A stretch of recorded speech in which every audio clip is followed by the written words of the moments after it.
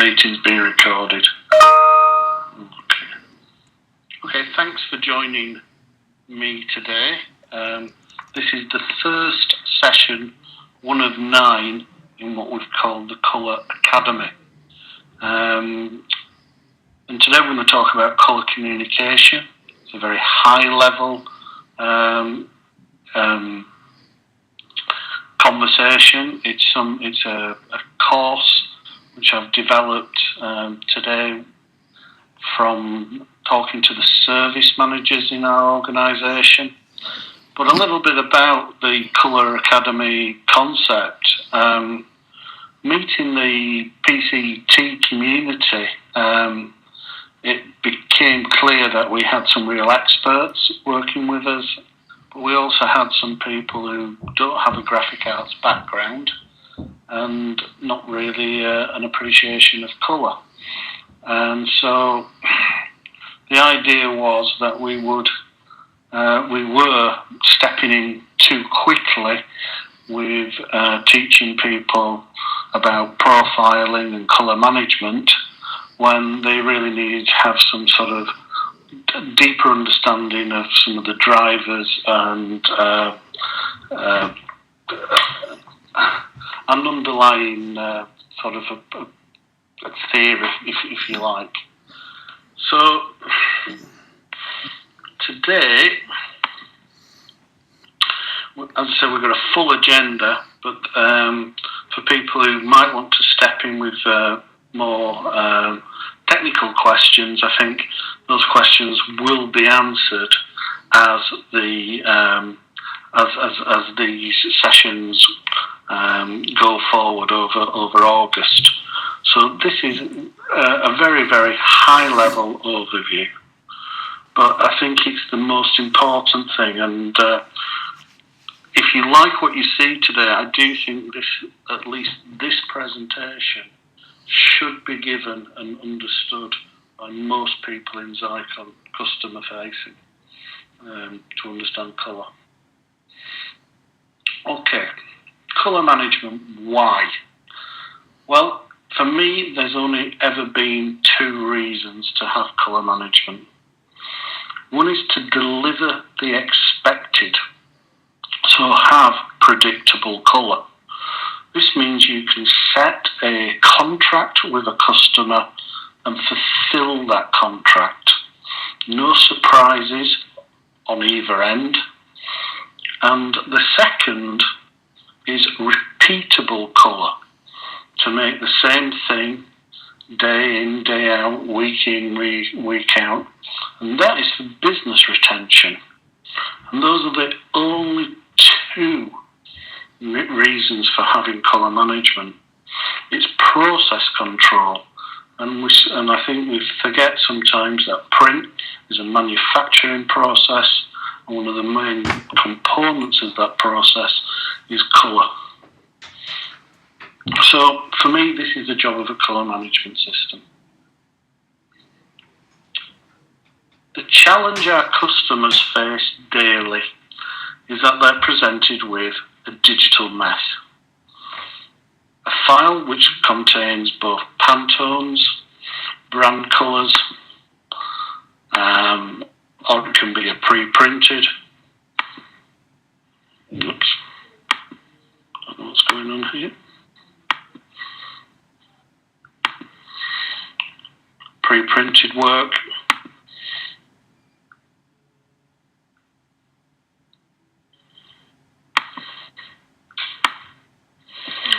It contains picture elements or 4-colour elements which have been processed maybe on a different kind of printing system in the past. And they have the challenge of somehow reconstructing this job and making their customers happy. And the job of colour management is to help them get from A to B in the quickest possible manner. So, in a commercial sense, this is the most important slide. If this has any resonance to your customers, then we have a chance and an open opportunity to speak about colour management. We have the customer or the brand owner asking the printer to reproduce their digital mess. And what happens usually, or can happen, is that we get a trial and error process happening. And obviously the more trial and error goes on, we have a decrease in profits. No surprise there. And as far as our press guy is concerned, our Zycon operator, well, he doesn't know any different.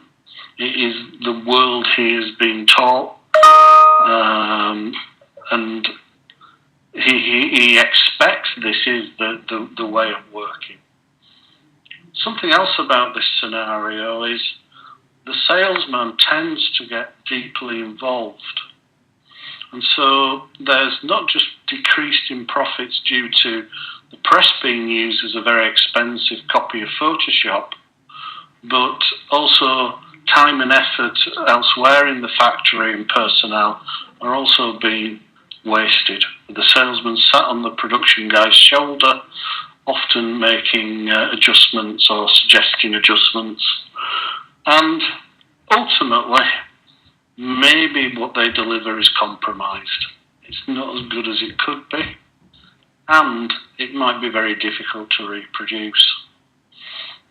Very often in these scenarios, what we find is that the print owner accepts that this is the way of the world, and accepts it maybe on the first time for that order. But if this process has to happen again for the next order, then we see more and more profits being lost.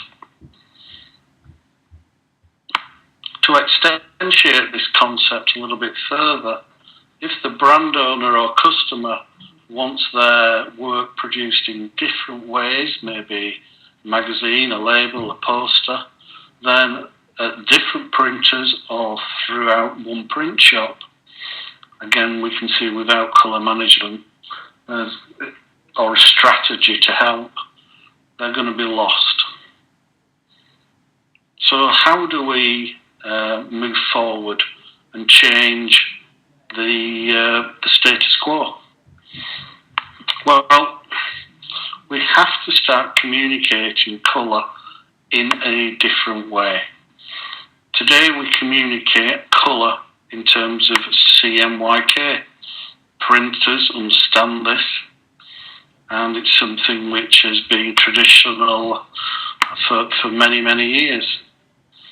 We describe something in terms of 100% magenta, 100% yellow, but we know if we print that on different stocks, we get two different colours. So the way we need to, so this illustrates one thing. Communicating colour in terms of CMYK doesn't really help us achieve a desired colour that we actually want to see. So we need a different methodology, and there is one. So for in the whole of human history, we've used different models to describe abstract concepts such as length. We can use a meter. We don't have to supply somebody with a meter for them to understand what a meter is. Weight and time. And we have now a way of communicating what a colour looks like by communicating it in LAB. Now for this presentation, I certainly don't want to get deep into what LAB is, and as far as customer facing for the first time, it's just a way of defining a measurement, a visual response. The point is, if you can define a colour, you can ask for that to be reproduced and remove the ambiguity around the CMYK problem. So, for example,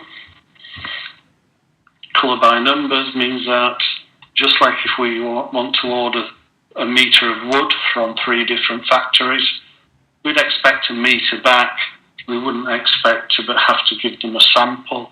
And we'd also expect they would come back within a certain tolerance. Likewise, we can request an LAB value rather than a CMYK and expect within a tolerance that different printing processes will produce something that looks very similar. And that tolerance is something we measure in delta E, something I'm sure you've heard about. And I'm just going to put one slide in here today because we're going to look at this in a much more in-depth way later on. But just as we have with our meter, we have a plus or minus tolerance in what we might expect back. Well, if this is the colour that we want, we allow a certain tolerance, which anything falling within inside this tolerance is considered okay. There's no right or wrong what the tolerance should be. It's a discussion a printer needs to have with his customer. Anyway, moving on. So, colour by numbers. So how do we help our customers untangle their digital mess? Well, the first place we help them untangle their digital mess is around spot colours. Now, those can be both Pantones, they can be brand colours. More and more, we're seeing brand owners not communicating their brand colour as a Pantone, but as an LAB value. Coca-Cola, Heineken Green are being described by those owners as a LAB. We also have, a very common scenario, is that we have customers who are faced with a pre-printed sample, and regardless of what the separations are in the file, the customer is asked to simply match the sample, the visual sample. And we have a strategy for helping our customers do this. So the first thing is we have to describe something in LAB. So we have all the Pantone library described in LAB. If a customer is to supply us an LAB value, we can add that value to our library. And if we're now presented with a pre-printed sample, we can simply take a measurement of the pre-printed sample without having to guess or mess around. But as I state here in big red letters, we don't print LAB. So how do we achieve this? And how do we do it quickly? Well, in the Zycon Colour Control, we have a database sat in the cloud, and in that database we hold all the Pantone library. We also have a very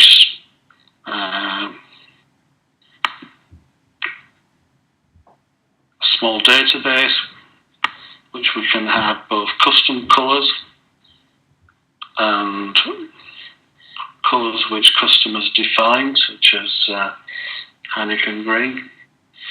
So if somebody walks into the factory with a pre-printed sample, just by taking a reading of the job, we'll give you the correct LAB, and we'll hold that in our database. But again, you're asking how does this? We don't print out LAB. So we first, how do we translate this now onto our paper to make an actual print? Well, we take a profile of our Zycon, and that data is explaining the colour possibility of that print engine. And that's stored up in the cloud. And when we request a profile to be created, we have a profile which is ready to go onto the X800. And also we have a table containing the correct recipes for both Pantone and brand colours. So it's a 5-10 minute exercise to get the best possible brand colour, spot colour, or a job which is walking in off the street without any guesswork. And what the cloud does is it figures out the correct recipe depending on the material and the number of colours in the machine.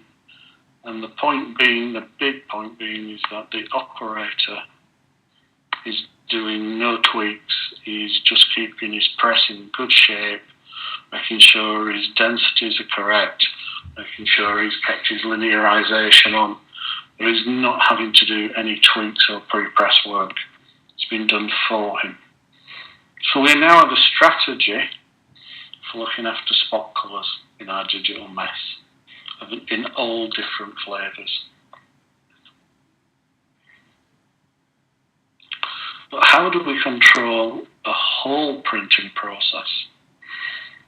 Well, if you can buy into this idea of communicating a single colour, a single desire in a LAB, then maybe you can conceptually jump to the idea that we could describe a few colours. In fact, we can describe every single pixel. And this is what we call a reference profile. A reference profile describes the colour we would like to see on our press based on a printing process. So that could be offset, it could be a customer's machine in-house, it could be anything.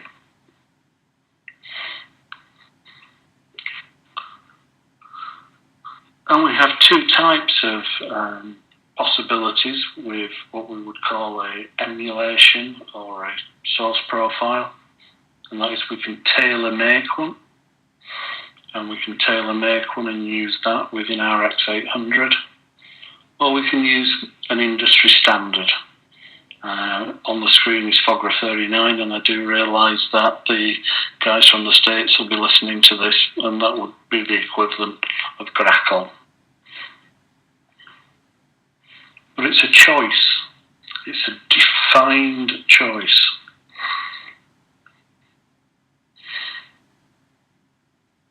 And to make it happen, we simply set up a colour workflow within inside the X800 using the defined profile. So workflow 1 would be Fogra. Workflow 2 in this instance is emulating a Indigo output. But now, because we're not guessing how the colour is going to be reproduced, we have a stable colour output. So we're not relying on separations, we're relying on colour. And this means that we can have not only choice, our customers can offer choice to their customers. They can then make sure that the first print looks like the second print because they have a reference place to always move back to. There's never any guesswork involved. And again, back to this. The press guy just works within his natural, normal parameters.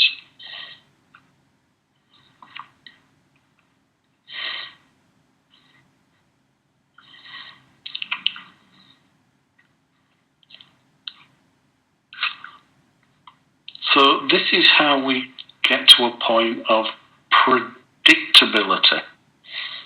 We know that our press is going to print to Fogra, for example. We know what our press is going to print the best possible brand or spot colours, and that can be communicated back to their client with the stipulation there is no guesswork involved. Sometimes it's going to be good in terms of spot colours, sometimes it's maybe going to be a little bit disappointing, but it's going to be as good as it's going to ever be. So the next question is, how do we maintain the colour? How do we offer stability? Well, we have two strategies which we employ to do this. One is that we stabilise the output through what we call smart separations.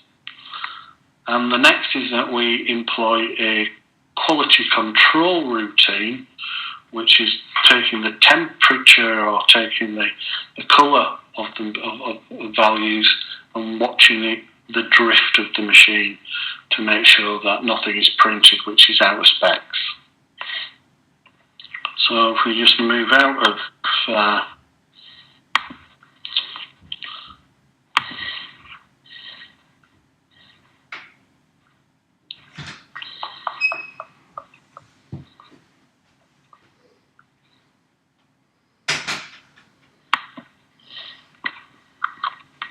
I'd like to just share with you this idea of stabilised separations.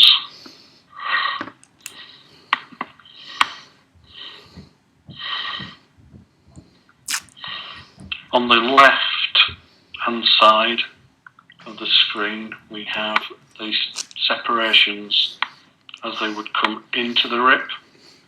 But the separations are rewritten on the output due to the profile. And as we know, very small changes in colour, so we're only going about 5%.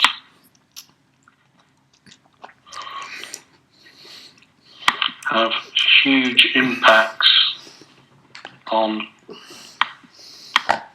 colour. So if we have a press which is drifting, and I'm hoping that you'll see this before, after, it's going blue.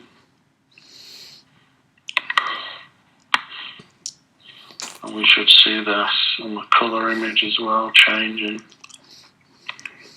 However, when you look to the right-hand side, and the changes are happening on the entire picture, we're not seeing those drifts.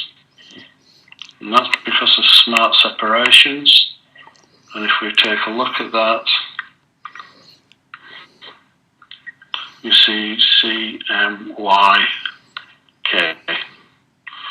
And just to illustrate this again for you, if we take black away in our smart separations, you see black is being used to a maximum, and that stops colour drifts being visual, even if the press is moving. So it's not just protecting our grey balance, it's protecting all our colours. So this means that we give ourselves now a more of a fighting chance with the technologies we have.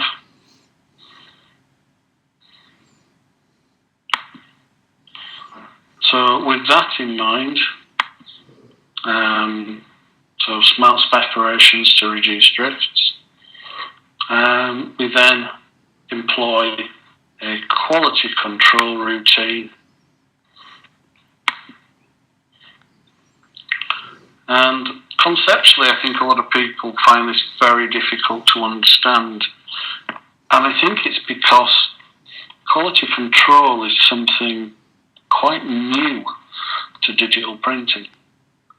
So the idea goes something like this. In the cloud, we replicate the conditions of the X800.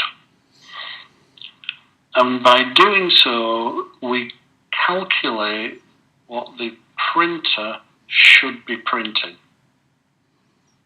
We then, in the real world, print a control strip and read that control strip in the real world.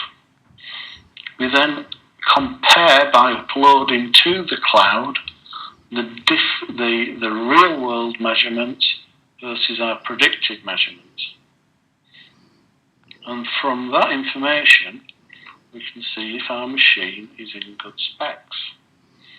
Also, there is a comprehensive report, which is certainly not for this presentation today, which will steer a customer into knowing whether or not he needs to do something regarding changing the machine.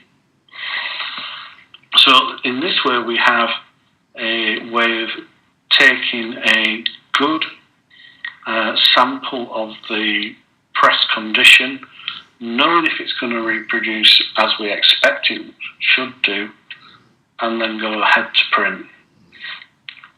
And this is lean manufacturing quality control, which you would find this kind of methodology. Test before you produce is simply the mantra on any manufacturing process.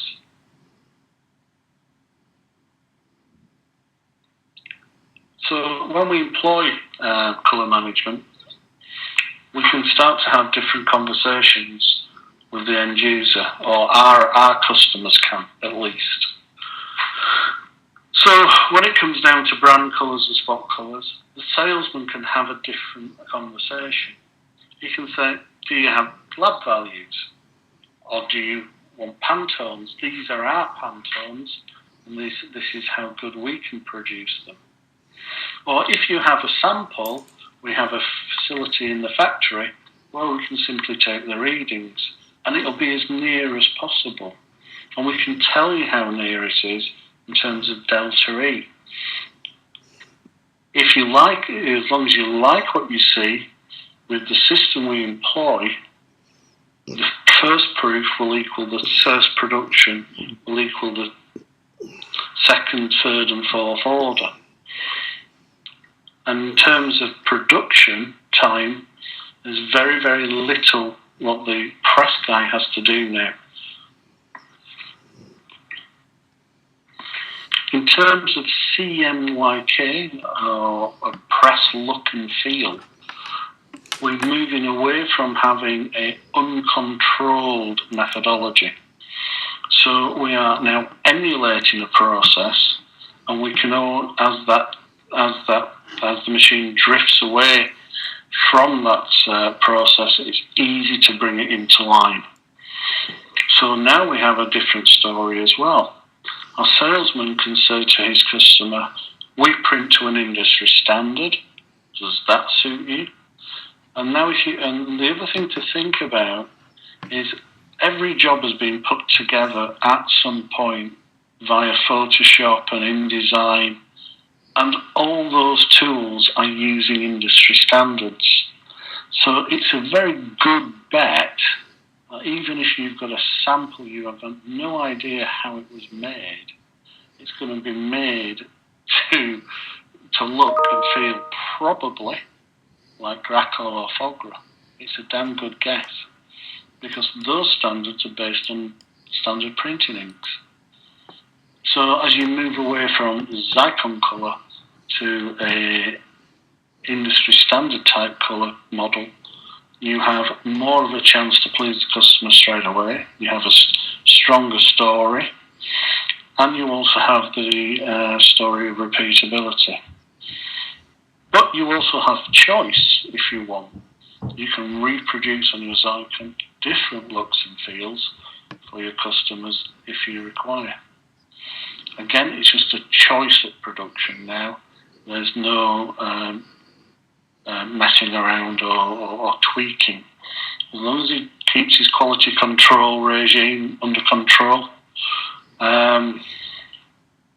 we'll be able to produce repeatability.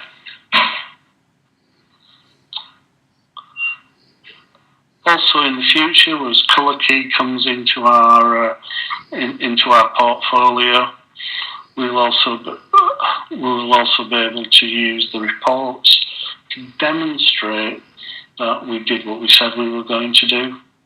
And today we have a similar report we can pull out of Zycon Colour Control to illustrate that the job was QC'd before it was printed.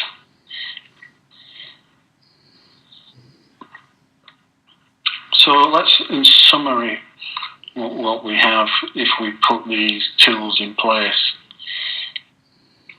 We change the relationship with the brand owner, with the printer. The brand owner gets his expectations set early. There's no false promises.